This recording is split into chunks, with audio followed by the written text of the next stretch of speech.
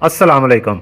आज की इस वीडियो में हम बात करेंगे बोन विवा इंजेक्शन के बारे में कि बोन विवा इंजेक्शन में एक्टिव इंग्रेडिएंट क्या है, इसका इस्तेमाल किन बीमारियों में किया जाता है, इसका डोज क्या है, इसका तरीका इस्तेमाल, किन बीमारियों में इसका इस्तेमाल बिल्कुल भी नहीं किया जाता या बहुत एहतियात से किया जाता है और इसके साइड इफेक्ट्स क्या हैं। This is doctor Irfan from medi health enterprises. तो वीडियो स्टार्ट करते हैं बोन विवा इंजेक्शन के इंट्रोडक्शन से। बोन विवा इंजेक्शन में एक्टिव इंग्रेडिएंट या इसका जो जेनरिक नेम है ये आइबेंड्रोनिक एसिड होता है और इसको आइबेंड्रोनेट भी कहते हैं। आइबेंड्रोनिक एसिड को 1990s में रोज कंपनी ने इसको इंट्रोड्यूस करवाया। इसका एफडीए से जो अप्रूवल हुआ वो 2003 में हुआ। सबसे पहले टेबलेट अप्रूव की गई और 2006 में इंट्रावेनस इंजेक्शन जो है वो एफडीए से अप्रूव करवाया गया। अब हम बात करते हैं कि बोन विवा इंजेक्शन के इस्तेमाल के बारे में, इसके यूजेस के बारे में। तो इस इंजेक्शन का जो इस्तेमाल है ओस्टियोप्रोसिस की बीमारी में किया जाता है। अब ओस्टियोप्रोसिस की बीमारी ये है क्या, इसके बारे में हम थोड़ी सी इसके बैकग्राउंड में चलते हैं, डिटेल में बात करते हैं ताकि आपको इस बीमारी की समझ आए। ओस्टियोप्रोसिस कहते हैं हड्डियों के कमजोर होने को। हड्डियां कैसे कमजोर हो जाती हैं? सबसे पहले अगर हम हड्डी के बारे में बात करें तो हड्डी जो होती है ये ऑर्गेनिक और इनऑर्गेनिक मिनरल से बनी हुई होती है। इसमें सबसे ज्यादा जो होता है वो कैल्शियम होता है। जब हड्डियों में कैल्शियम बहुत हद तक कम हो जाता है तो हड्डियां क्या होती हैं कि फिर आपने अगर कहीं कभी शहद का छत्ता देखा हो तो शहद के छत्ते की तरह जो है खोखली हो जाती हैं। यानी हड्डियों में जब कैल्शियम की डेफिशिएंसी होती है तो हड्डियों में जगह जगह पे सुराख होना शुरू हो जाते हैं, गैप आना शुरू हो जाता है, तो हड्डियां बहुत ज्यादा खोखली हो जाती हैं, कमजोर हो जाती हैं। तो इस कंडीशन में फिर बोन फ्रैक्चर यानी कि हड्डी के टूटने का बहुत ज्यादा रिस्क बढ़ जाता है, खतरा बहुत ज्यादा बढ़ जाता है। अब ये किस एज में होता है? ये ज्यादातर होता है 40 ईयर्स की एज के बाद। फीमेल्स में भी होता है, फिर मेल में भी होता है, लेकिन फीमेल्स में ये बहुत तेजी से होता है क्योंकि फीमेल्स में एक एज के बाद जो कि 45 ईयर से लेके 55 ईयर्स की जो एज होती है, इस एज में जो मंथली पीरियड्स होते हैं, औरत को जो मेंस्ट्रुएशन हो रही होती है, हर महीने का साइकिल जो चल रहा होता है, तो वो स्टॉप हो जाता है। अब ये एकदम से स्टॉप नहीं होता, परमानेंटली स्टॉप तो हो जाता है, लेकिन ये सबसे पहले इर्रेगुलर होते हैं और इर्रेगुलर होने के बाद आहिस्ता आहिस्ता इसमें बहुत ज़्यादा गैप आना शुरू हो जाता है। अगर 1 साल तक पीरियड्स ना आए, मेंस्ट्रुएशन ना हो, माहवारी ना हो, तो फिर हम इसको मेनोपाज कहते हैं और ये स्टेज आती है ज़्यादातर 40 ईयर्स के बाद, जो कि अमूमन अगर हम इसकी एवरेज लें तो 45 ईयर से लेके 55 ईयर्स की एज में होती है। और ये सब नेचुरली हो रहा होता है क्योंकि बॉडी में हार्मोनल चेंजेस हो रही होती हैं। ईस्ट्रोजन और जो प्रोजेस्टेरोन औरतों के हार्मोन होते हैं ये डिप्लीट होना शुरू हो जाते हैं, तो इसमें फिर ये सब जो है कंप्लीटली स्टॉप हो जाता है, जिससे नेक्स्ट लाइफ में पीरियड्स आना बंद हो जाते हैं और इस कंडीशन को मेनोपाज कहते हैं। तो पोस्ट मेनोपाजल वुमेन्स में यानी कि जिन खवातीन में ओस्टियोप्रोसिस का खतरा फिर बढ़ जाता है उन फीमेल्स में दिया जाता है। ये इंजेक्शन क्या करता है कि जो बोन मिनरल की डेंसिटी है, बोन की जो डेंसिटी है उसको ये इंक्रीज़ करती है। इसके अलावा फिर जो वर्टेब्रल फ्रैक्चर या फिर ज़्यादातर जो आपने देखा होगा नेक का फीमर का फ्रैक्चर हो जाता है, ये उसको रिड्यूस करती है।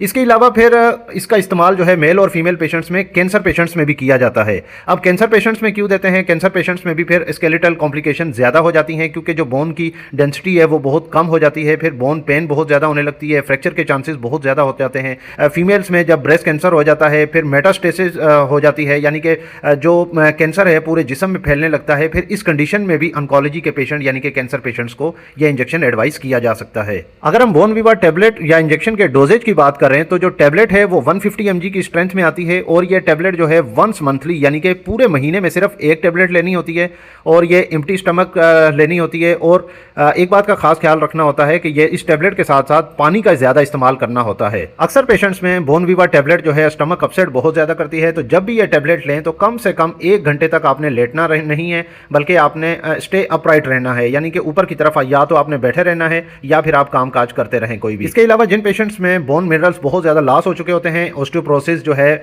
एक्सट्रीम लेवल पर होती है, या फिर जिन पेशेंट्स में ओरल टेबलेट जो है सूट नहीं करती, उन पेशेंट्स को फिर इंट्रावेनस इंजेक्शन एडवाइस किए जाते हैं। अब इंट्रावेनस इंजेक्शन जो है वो 3 mg पर 3 ml में आता है, जो कि इसकी जो आपने डोज देनी है वो 15 to 30 सेकंड्स तक, यानी कि आपने स्लो करके आपने लगानी है। और ये इंजेक्शन जो है हर 3 मंथ के बाद रिपीट किया जाता है। अक्सर पेशेंट्स को जिन पेशेंट्स में कैल्शियम और विटामिन डी की डेफिशिएंसी होती है, अगर उनका डाइटरी इंटेक इतना अच्छा नहीं है, विटामिन डी और कैल्शियम के फिर सप्लीमेंट भी साथ ऐड किए जाते हैं। इसके अलावा फिर कैंसर पेशेंट्स में 6 mg IV दिया जाता है, जो कि हर 3 to 4 वीक्स के बाद दिया जाता है, जो कि बोन मेटास्टेसिस कंडीशंस में देते हैं, यानी कि ऑन्कोलॉजी के पेशेंट्स में इसका एडवाइस किया जाता है। लेकिन एक बात यह जहन में रखें कि डोज हमेशा डॉक्टर्स एडवाइस करते हैं, क्योंकि डॉक्टर्स जो है पेशेंट की कंडीशन देखते हैं, सिवियरिटी ऑफ डिजीज देखते हैं, मर्ज की शिद्दत जितनी ज्यादा होगी उसी हिसाब से डोज की एडजस्टमेंट की जाती है। अब किन कंडीशंस में इसको इस्तेमाल नहीं किया जाता या बहुत एहतियात से किया जाता है? तो जिन पेशेंट्स में हाइपोकैल्सीमिया यानी कि ब्लड में कैल्शियम लेवल बहुत लो हो तो उन पेशेंट्स में ये कंट्राइंडिकेटेड है, इसका इस्तेमाल बहुत एहतियात से किया जाता है या अवॉइड किया जाता है। इसके अलावा फिर जिन पेशेंट्स को मैदे का इशू हो, स्टमक की प्रॉब्लम हो, स्टमक की जो नॉली है वो सुकड़ गई हो, स्ट्रक्चर जो है वो तंग हो गया हो या एक्लेजिया हो गया हो, उन पेशेंट्स में इसको अवॉइड किया जाता है। और जो पेशेंट्स गुर्दों के मरीज होते हैं, किडनी डिजीज के साथ होते हैं या गुर्दे उनके सही काम नहीं कर रहे होते, उनमें ये अवॉइड करवाते हैं। अच्छा, कुछ प्रिकॉशंस भी हैं, तो ये इंजेक्शन लगाते वक्त या लगाने से पहले भी रीनल फंक्शंस टेस्ट करते हैं और ये इंजेक्शन लगाने के बाद भी आरएफटीज यानी कि गुर्दों के फंक्शन, इसके अलावा फिर calcium level, vitamin D level वक्तन फवक्तन चेक करते रहते हैं। अगर हम बात करें इसके साइड इफेक्ट्स के बारे में, तो जैसा कि मैंने बताया कि जो टेबलेट है वो गैस्ट्रोइंटेस्टाइनल प्रॉब्लम करती है, जैसा कि हार्ट बर्निंग हो गई, नोजिया हो गई, पेट में दर्द हो गया, और कुछ पेशेंट्स में डायरिया और एसोफेजाइटिस यानी कि मैदे की सूजन भी कर देती है। इसके अलावा इंजेक्शन के कोई इतने साइड इफेक्ट्स नहीं हैं, लेकिन कुछ पेशेंट्स में इस इंजेक्शन के लगने के बाद बुखार हो जाता है, बुखार जैसी कैफियत होती है और इसके अलावा जिस्म में फटीग सी, थकावट सी महसूस होने लगती है, पट्ठों में थोड़ा सा 1 से 2 दिन दर्द रहना शुरू हो जाता है। अगर मैं आसान अल्फाज में कहूँ कि नज़ले ज़ुकाम जैसी कैफियत होती है, जैसे जिस्म टूट रहा होता है, इस इंजेक्शन लगने के बाद 1 से 2 दिन ऐसी कैफियत महसूस हो सकती है। तो ये तमाम मालूमात थी बोनविवा इंजेक्शन के बारे में, टेबलेट के बारे में। ये वीडियो आपको कैसी लगी कमेंट करके लाजमी बताइएगा। इस वीडियो को लाइक कर दीजिएगा और अगर आप मजीद ऐसी हेल्थ से रिलेटेड मेडिकल इंफॉर्मेशन वीडियोस देखना चाहते हैं तो मेरे इस यूट्यूब चैनल मेडी हेल्थ इंटरप्राइजेस को सब्सक्राइब कर लें और साथ ही बेल आइकन का बटन भी ऑन कर लें ताकि हर नए आने वाली वीडियो का नोटिफिकेशन आपको मिल सके। तो मिलते हैं नेक्स्ट वीडियो में, तब तक के लिए अल्लाह हाफिज़।